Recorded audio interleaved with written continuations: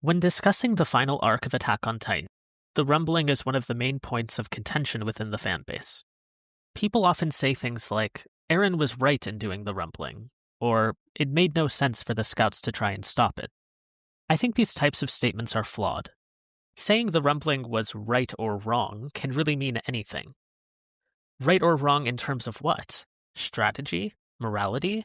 And right or wrong from the perspective of who? Eren himself considers the question of morality.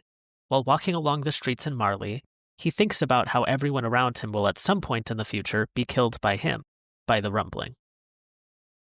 Aren't we Eldians the ones who ought to die, just as the King of the Walls chose the path of death for himself? If nothing else, isn't there just too big a difference between the number of people who will die on the island and outside? Plus, it's a fact that, if all the Eldians got wiped out, the Titan problem would disappear with them. This is an example of something the fans will never come to an agreement on, because it's far too subjective. One person might think that Eren shouldn't do the rumbling, because he'd be killing far too many people compared to who he's saving. They might think it would be better to do something like the 50-year plan or the euthanasia plan, no matter the certainty of their success. But at the end of the day, there's no objective truth here, and that's actually something the story itself has pointed out. But I'll get to that a bit later in the video. Let's start with the obvious. If you were someone who was raised within the walls, you'd almost certainly support the rumbling. The leaders of the outside world have made it their stated goal to kill you, your family, and everyone you've ever known. You'd see everyone beyond the walls as monsters, the ones responsible for all your suffering. This is an easy perspective to understand, since we the viewers witness the story through the lens of characters like Eren. So obviously it's much easier to empathize with him. But what about the perspective of someone who was raised outside the walls? One of the worst takes I've ever heard about Attack on Titan is that the people of the outside world were written poorly. Some fans claim they were written to be cartoonishly evil, and it's unrealistic that pretty much everyone was so extremely racist and hateful towards Eldians. People who say this likely don't come from a country with much conflict, with two sides that passionately hate each other. Imagine being raised in Marley and learning your entire world's history is nothing but 2,000 years of death and destruction at the hands of Eldians. We can find examples of the same level of dehumanization and racism in our real world, and that's with conflicts that don't even span 5% of that amount of time. And not only that, but this is literally a race of people that can transform into man-eating monsters. Even Eren himself shows he understands this. The level of hate and dehumanization against Eldians is, ironically, one of the most realistic parts of the story. This is part of why conversations around the rumbling can sometimes be flawed, because there is no inherent right or wrong in this context. It's just different perspectives due to lived experience. A civilian within the walls would likely support the rumbling, while someone on the outside would likely support the destruction of Paradis. Both sides believe the other must be wiped out for the sake of their own survival. We as the viewers can see the bigger picture and understand that if the outside world had simply left the island alone, the rumbling wouldn't have happened. We the viewers also understand that Willy Tyburn's speech and the warrior's mission wasn't really to save the world, but instead was to retrieve the founding Titan and secure Paradis' natural resources for Marley's own military strength. But that truth doesn't really matter if the outside world believes otherwise. There is no such thing as truth in this world. That is our reality. Anyone can become a god or a devil. All it takes is for someone to claim it for it to be true. Another time the story covers this concept is through Armin. He has an interesting dynamic with Annie, which is actually part of a video I've already made about her character.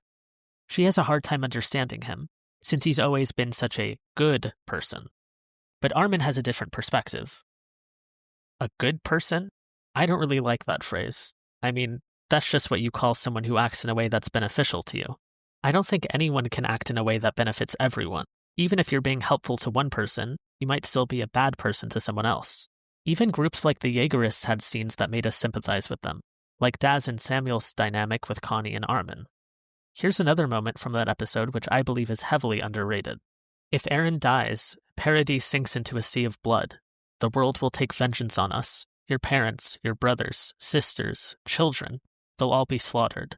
The author didn't include this dialogue in the story for no reason. We're meant to understand the perspective of all sides.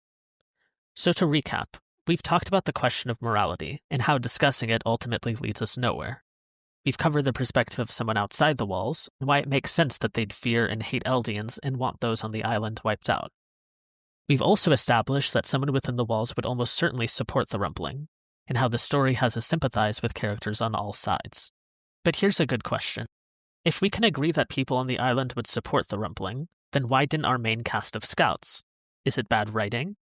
Does the story give us a legitimate reason to believe that they're somehow different from the average person on Paradis? My previous video covered this aspect partially. Unlike characters like Eren and his friends, Flock never spent time outside the walls and connected with regular people. Another moment that solidifies this point is during the port battle. Hanji realizes that by the time they get the flying boat to be serviceable, it'll already be too late to save the people in Liberio. John immediately thinks about those strangers who showed him and his friends hospitality and kindness, and realizes they'll all soon be killed by the rumbling. I think John is the best character to look at when discussing the rumbling. He has really important dialogue that touches on all aspects of it. One of his most pivotal scenes is during his talk with Hanji and Mikasa. They're deciding if and how they want to stop Eren. Hanji opposes the rumbling and wants to form an alliance with the warriors of Marley. Meanwhile, John raises extremely important practical questions. Questions we as the viewers definitely need the characters to acknowledge. It's the exact type of back-and-forth argument you can see between the fans themselves. Strategically speaking, the rumbling is the best option when it comes to the current situation. Not a single character denies that fact. As much as people like to say Flock was right when it comes to potential consequences, we've already had characters in the story acknowledge it, even before he does. But these characters are complicated. As we can see with Hanji, she has an emotional response to that type of idea. As long as this island is free, that's good enough. Do you think a single one of them would have been so selfish as to say that? So Hanji makes an important point here. She believes her fallen comrades would oppose the rumbling, so that helps us understand her decision a bit more. But does the story actually give us a valid reason to think she's right about that? Let's take a look at some extremely insightful dialogue. During the final battle, Levi thinks about his promise to Erwin, which leads to him thinking about the scouts and whether or not they'd support the rumbling. Tell me, when you all dedicated your hearts, was it to trample on the hearts of others? No. The dream you all had, of a world without titans, that was an exhaustingly idealistic world. It had to be, if it was going to be worth what you dedicated, the price you all paid. An exhaustingly idealistic world. These are the types of people that originally joined the Scouts. Back then, joining the Survey Corps was considered a death sentence.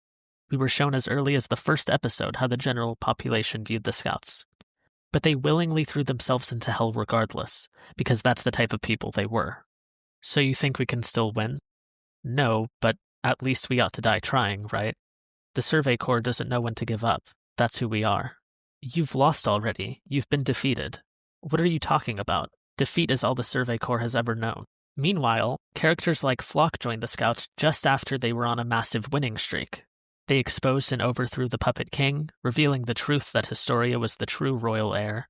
They fought against the corrupt military police despite being the underdogs. They defeated Rod Reese, saving countless lives. And keep in mind, all of this was within the public eye. Flock says it himself after his mission. You better tell the truth to the Survey Corps recruits coming in to fill the ranks. Otherwise, you're going to have cowards like me joining you by accident. The Flock era of Scouts, and the ones that came before, are entirely different types of people. Let's go back to talking about John. One of his first scenes in the story is of him boasting about his plans to join the military police, and enjoy an easy life within the interior. Later on, just one day before he was supposed to reach his goal, he witnessed the horrors of Titans during the battle for Trost. He finds the corpse of his friend, Marco, who died at some point during the battle. The most important scene when understanding John's character is from when they were burning the bodies of their fallen comrades. We all regret it. If we'd known we were going to be dropped into hell like this, we wouldn't have chosen to become soldiers. Right now, when we're exhausted and can't go on, that's the only thing in our heads. Marco, I don't even know which bones are yours. If I hadn't become a soldier, if I hadn't met you guys, I wouldn't have to worry about who's next. Do you want to be Titan food so bad that you're going to give up working on ways to fight them? I don't need you to tell me that. I know I have to fight. But I'm not going to turn into an idiot like you. Not everybody is strong like you. Don't get mad when you hear this, but John, you're not a strong person, so you can really understand how weak people feel. But you're also good at recognizing what's going on at any given moment. You know exactly what needs to be done. Have you decided which branch of the military you're going to apply to? I've decided I'm going to join the Survey Corps. The similarities here are just beautiful. John has two choices before him. He can go hide within the interior and enjoy his easy life, or he can take the other route, willingly throw himself back into hell and do what he personally feels is right. When Hanji is talking about their fallen comrades, John sees Marco within the crowd. Hanji, I'm still a member of the Survey Corps. When discussing the rumbling, I don't like to use blanket statements like, it was right or it was wrong. It's far too subjective, and people approach the topic as though there is an objective truth. People seem to always view the objective truth as the one they personally believe in. That's why in this video, I focus more on the character aspect, why the characters feel and act the way they do, and what has the story shown us to believably lead to their decisions. It's easy to just repeat statements like, it's stupid that they saved the people who want them dead. But there are factors to a character's decisions other than just pure logic and strategy for the sake of their own survival. If that was in fact the only factor in their decision-making, they never would have joined the Scouts to begin with. At the end of the day, this is a very unique set of characters, and the decisions they make are far from what the average viewer would do. I also wanted to take this opportunity to highlight John, who is an absurdly underrated character in AOT. He's written in a way so he feels incredibly human. He's extremely easy to relate to, and will always be one of my favorite characters.